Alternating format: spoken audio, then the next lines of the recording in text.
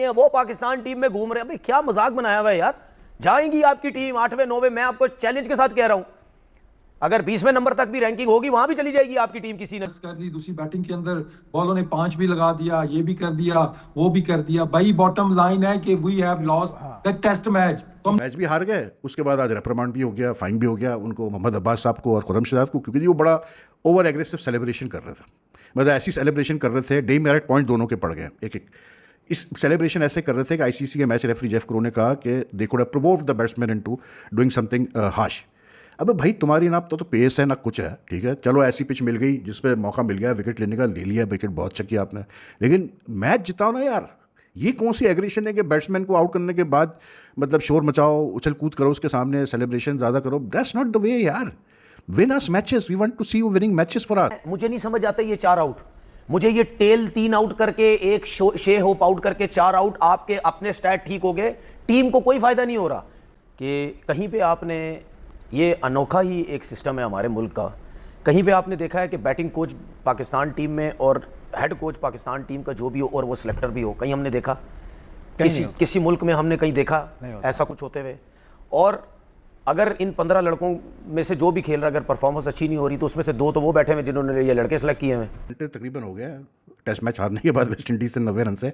अब आकिब जावेद साहब का कोई बयान नहीं आ रहा, अब मिसबाह का कोई बयान नहीं आ रहा, अब जो है सब खामोश बैठे हुए हैं। सरफराज अहमद ने कल प्रेस कॉन्फ्रेंस में वही घिसी पिटी जो बातें करनी होती है हर हार के बाद उन्होंने की है। नमस्कार दोस्तों, हिंदुस्तानी टीवी न्यूज में आप सभी का बहुत बहुत स्वागत है। दोस्तों, सरहद पार से जब भी पाकिस्तान की क्रिकेट टीम मैदान में उतरती है तो उनके फैंस और मीडिया बड़े बड़े दावे करते हैं, लेकिन मैच खत्म होते होते कहानी वही पुरानी निकलती है। मैच भी हार गए, बेइज्जती भी हो गई और ऊपर से आईसीसी का जुर्माना भी लग गया।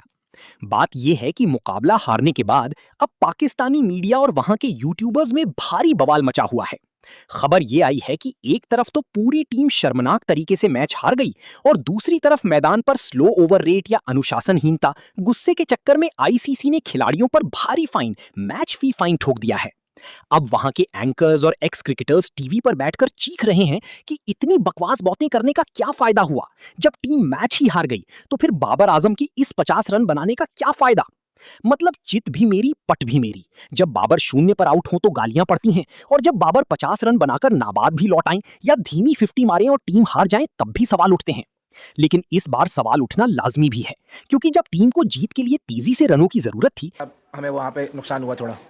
देखें, हमें ऐसा लगता है कि हमने जो पिच को रीड किया थी वो बहुत सही रीड किया, और हमें लगता था कि यहाँ पर हमें पूरे 5 बॉलर चाहिए और हमें फास्ट बॉलिंग यहाँ पे ज़्यादा चाहिए, तो इसी वजह से हम एक्स्ट्रा बॉलर के साथ गए।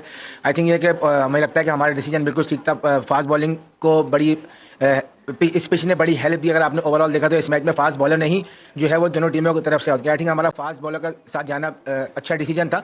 आई थिंक ये मैं कह सकता हूँ कि थोड़ा सा बैटिंग की तरफ से हमें थोड़ी सी मायूसी हो होपफुली कि कहीं पे आपने, ये अनोखा ही एक सिस्टम है हमारे मुल्क का, कहीं पे आपने देखा है कि बैटिंग कोच पाकिस्तान टीम में और हेड कोच पाकिस्तान टीम का जो भी हो और वो सिलेक्टर भी हो, कहीं हमने देखा?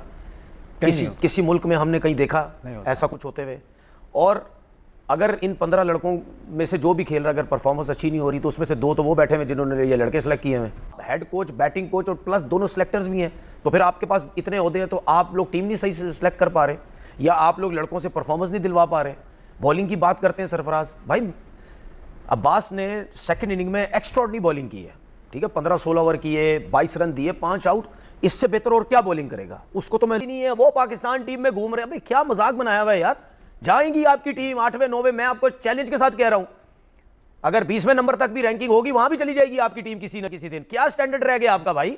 वेस्ट इंडीज और बांग्लादेश से भी 3rd क्लास स्टैंडर्ड रह गया आपका। बंद कर देनी चाहिए आपको टेस्ट क्रिकेट। हम लोग कहते हैं जी बढ़ानी चाहिए, वो भाई कैसे बढ़ेगी आपकी टेस्ट क्रिकेट? कैसे, क्या है आपकी डेवलपमेंट का काम करना है लड़कों पे, चाहे पाकिस्तान टीम है, चाहे अंडर 19 है टीम है, चाहे जूनियर बच्चे, चाहे जो भी है, ठीक है। तो आपके जो मेन कोचेस, एक तो आज दिन तक इस सिस्टम में ये लोगों को नहीं पता चल सका कि पाकिस्तान टीम के लिए कौन से कोचेस होते हैं, डोमेस्टिक के लिए कौन से कोचेस होते हैं, अंडर 19 के लिए कौन से कोचेस होते हैं, पाकिस्तान शाइन के लिए कौन से कोचेस होते हैं। पाकिस्तान टीम वाला अंडर 19 में भी घूम रहा है, शाइन में भी घूम रहा है, शाइन वाला अंडर 19 में भी जा रहा है, पाकिस्तान टीम में घूम रहा है, जिनको एक्सपीरियंस कोई। आपने पाकिस्तान टीम का हेड कोच, बैटिंग कोच बनाया असर शफीक भाई, वो तो हर टाइम नेशनल क्रिकेट अकेडमी में होता है, कराची की अकेडमी में होता है।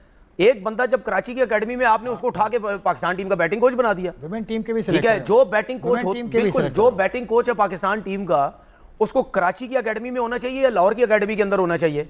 वो तो आपकी मेन एकेडमी है। अब लाहौर एकेडमी, मुझे नहीं समझ आता ये 4 आउट, मुझे ये टेल 3 आउट करके एक शे होप आउट करके 4 आउट, आपके अपने स्टैट ठीक हो गए, टीम को कोई फायदा नहीं हो रहा।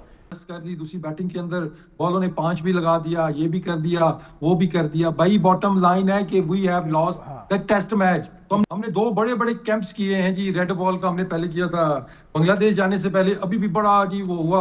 और वो जो वीडियो आ रही थी ना सारी, वो मुझे नजर आ रहा था कि ये क्या कर रहे हैं आपके। तकरीबन हो गया टेस्ट मैच हारने के बाद वेस्ट इंडीज से 90 रन से।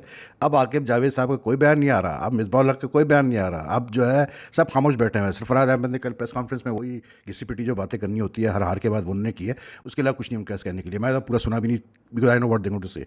लेकिन जो आकिब साहब इतनी मतलब 1 महीने का कैंप लगा भाई ट्रेनिंग का, 40 दिन का इतना खर्चा, डेली अनाउंस से खाना पीना, ये वो, क्या फ़ायदा हुआ इस कैंप का यार? मेरा आकिब जावेद साहब से सवाल ये है कि भैया 40 दिन में ट्रेनिंग कैंप लगाया, बड़े उसमें फिटनेस के मयार अबूर किए, बड़ा आगे पीछे किया, ये किया, और तैयारी की वेस्ट इंडीज़ टूर, ये तैयारी की थी आपने वेस्ट इंडीज़ टूर की, ये तैयारी की थी कि फिर वही बैटिंग को लैप्स, 1 दफ़ा नहीं 2 दफ़ा, ठीक है, वही बॉलर्स जो है टेल एंडर्स को आउट नहीं कर पा रहे हैं, मतलब विकेट ले रहे हैं तो वो ऐसे ले रहे हैं विकेट जिनका कोई फ़ायदा नहीं उस विकेट्स का, साफ सीधी बात है, मैं ईमानदारी बात कर रहा हूँ। तो क्या चेंज हुआ है भाई? आप बताएं ना आकिब जावेद साहब, यही बताएंगे हमें, वो सीधी सी बात है, यही कहेंगे यार अभी आप तो सब्र करें, अभी टाइम लगेगा, हमारा सिस्टम बड़ा रॉटन था तो वो सिस्टम को अब हम सही कर रहे हैं, वो सिस्टम को सही करते करते टाइम लगेगा।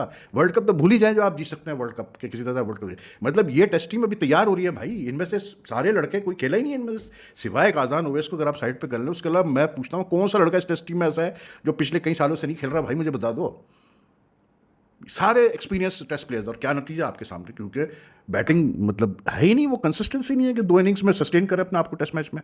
प्रॉब्लम यही है, बॉलर्स के साथ भी यही सस्टेन ही नहीं कर पाते अपने आपको 2 इनिंग्स में। अब आप देखें यार कि मतलब, अच्छा देखें, मैं उसकी सपोर्ट की बात नहीं कर रहा, मैं एक टेक्निकल चीज़ें बात, एक तो हम बाबर की जो उसने पॉजिटिव चीज़ें की, जो मुझे पॉजिटिव उसकी लगी, जो फैसले उसने रिव्यू के लिए वो बहुत अच्छे थे, ठीक है, उसके बाद फील्डिंग कैचिंग में वो आउटस्टैंडिंग थी, उसके बाद जो उसने कप्तानी में रन्स किए 58, ये मेरे लिए ये पॉजिटिव चीज़ें थी।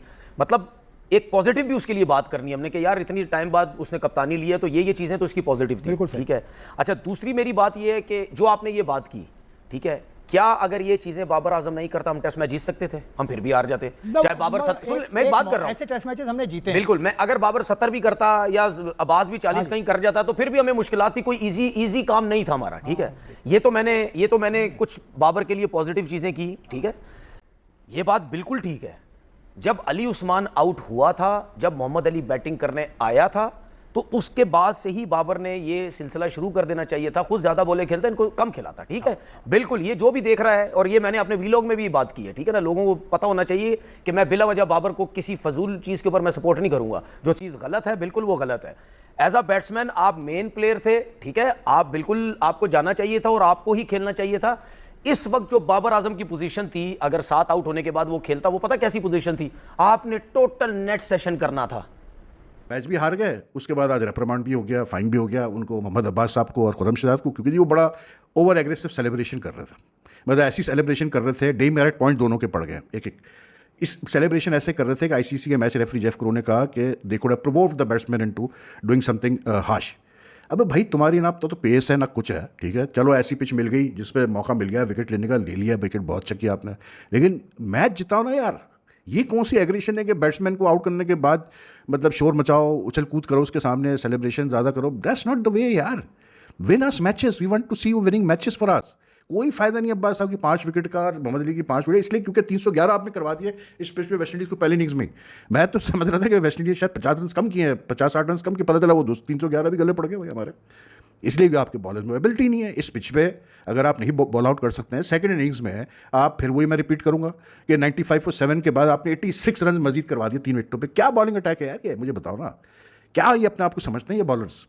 वो मैं देख रहा हूँ उसकी वो अब्बास के फिगर्स जी, 1000 फर्स्ट क्लास विकेट्स फलाना ढिमकाना। अरे भाई ठीक है 1000 विकेट्स है, पाकिस्तान के लिए क्या है, कितने मैचेस पाकिस्तान को जितवाया ये बताओ बस मुझे। हम अगर आज, मैं तो सीधी बात है यार, मतलब बाबा लोग हैं, जो भी आप कहें, जैसे भी कहें, लेकिन हम अगर आज भी जो है वसीम अकरम वकार, शोएब अख्तर वगैरह की वाह वाह करते हैं, इसलिए करते हैं कि वो मैचेस जिताते थे भाई।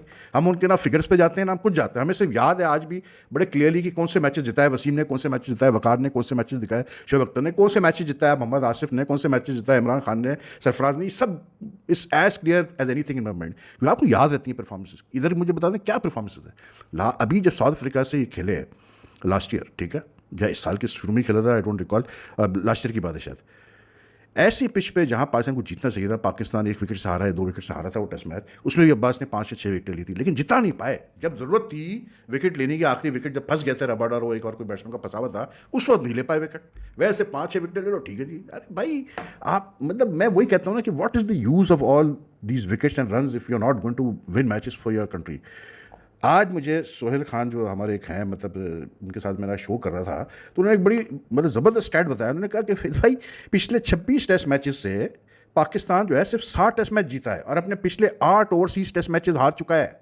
लगातार 8 ओवरसीज टेस्ट मैचेस हार चुका है, जिसमें 2 बांग्लादेश में जो हारे थे अभी ये लोग, वो भी शामिल है, ठीक है। ऑस्ट्रेलिया में 3 टेस्ट लगातार हारा, साउथ अफ्रीका में लगातार 2 हारा, और अब ये मतलब वेस्ट इंडीज से कल हार गया था। एंड जो मज़े की बात, उन्होंने कहा कि 26 टेस्ट मैचेस में, सोहेल ने कहा कि 26 टेस्ट मैचेस में 17 डेब्यूज कराए हैं पाकिस्तानी सेलेक्टर्स ने भाई, 26 टेस्ट मैचेस में। और ये कहते हैं हम तो क्रिकेट को सही कर रहे हैं जी, हम तो क्रिकेट को सही सिमत में लाना चाहते हैं। अबे 17 प्लेयर्स तुम खिला रहे हो 26 टेस्ट मैच में, उसका मतलब तुम्हें पता ही नहीं करना क्या है यार। दोस्तों, अब जरा इस पूरे मामले को खोल कर समझते हैं कि आखिर मैदान पर क्या हुआ और क्यों पाकिस्तानी क्रिकेट फैंस का गुस्सा इस वक्त 7वें आसमान पर है। आईसीसी का चाबुक और डबल नुकसान। जब कोई टीम मैदान पर मैच हारती है तो नुकसान सिर्फ एक हार का नहीं होता। पाकिस्तान की टीम के साथ इस मुकाबले में दोहरी मार पड़ी है। एक तरफ तो विरोधी टीम ने उन्हें चारों खाने चित कर दिया और मुकाबला अपने नाम कर लिया, वहीं दूसरी तरफ मैच रेफरी और आईसीसी के कड़े नियमों के तहत पाकिस्तान के खिलाड़ियों पर कोड ऑफ कंडक्ट का उल्लंघन करने या तय समय सीमा में ओवर पूरे ना कर पाने, स्लो ओवर रेट के कारण भारी मैच फीस का फाइन लगा दिया गया। सोचिए, एक तो आपकी टीम मैच हारकर पॉइंट्स टेबल में नीचे खिसक रही है, आपका नेट रन रेट गर्त में जा रहा है और ऊपर से खिलाड़ियों की जेब से आधी मैच फीस कट रही है। मैदान पर आउट होने के बाद बल्ला विकेट पर मारना, अंपायर के फैसले पर अनचाहा गुस्सा दिखाना और फिर मैच रेफरी से फटकार सुनना, ये बहुत बकवास कर दी पाक मीडिया का यू टर्न। मैच से पहले पाकिस्तान के टीवी चैनलों पर बड़े बड़े दावे किए जा रहे थे। एंकर्स चीख चीख कर कह रहे थे कि हमारी टीम विरोधी को उड़ा देगी, हमारे पास दुनिया का सबसे बेहतरीन बैटिंग लाइनअप है, बाबर आजम शतक मारेंगे। लेकिन जैसे ही मैच खत्म हुआ और पाकिस्तान मुकाबला हार गया, वही टीवी एंकर्स और एक्सपर्ट्स अपनी ही बातों से पलट गए। अब वे कह रहे हैं कि हमने मैच से पहले बहुत बकवास कर दी थी। बड़ी बड़ी बातें करने से मैच नहीं जीते जाते, मैदान पर प्रदर्शन करना पड़ता है। शोएब अख्तर, वासिम अकरम और रमीज राजा जैसे पूर्व खिलाड़ियों का भी यही मानना है कि पाकिस्तानी क्रिकेट में अहंकार और खोखले दावों का गुब्बारा बहुत बड़ा हो चुका है।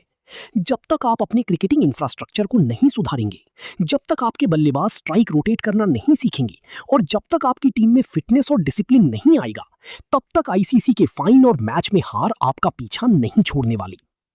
पीसीबी का सर्कस और कप्तानी का ड्रामा। इस हार के पीछे सिर्फ खिलाड़ी ही जिम्मेदार नहीं है, बल्कि पाकिस्तान क्रिकेट बोर्ड पीसीबी की घटिया नीतियां और लगातार कप्तानी बदलने का नाटक भी